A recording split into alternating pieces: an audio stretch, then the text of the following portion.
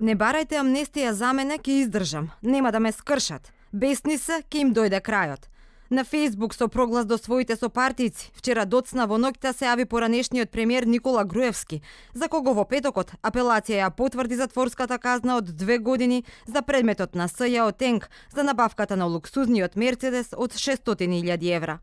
Прогласот доаѓа во време кога се интензивираат шпекулациите за можна амнестија на дел од раководството на ВМРО ДПМН во замена за собраниско мнозинство за прифаќање на Преспанскиот договор. Доколку од вас било кој и на било кој начин бара да направите и најмала отстапка која би била на штета на државните и националните интереси, ставајќи го тоа во корелација со запирање или облажување на политичкиот прогон против мене, ве молам без размислување, без нималку колебање, одлучно да го отфрлите таквиот непристоен предлог. Актуелниот лидер на ВМРО ДПМН е пак Мицкоски повтори дека не барал амнестија за никого.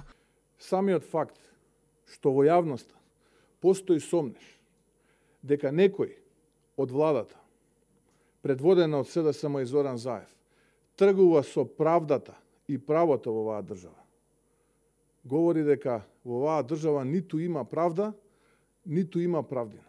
Навистина не би сакал да верувам и не би можел да верувам дека некој воопшто во оваа држава размислува да тргува со нешто за кое што граѓаните во оваа држава на 30 септември јасно и гласно кажаа дека го отфрлат.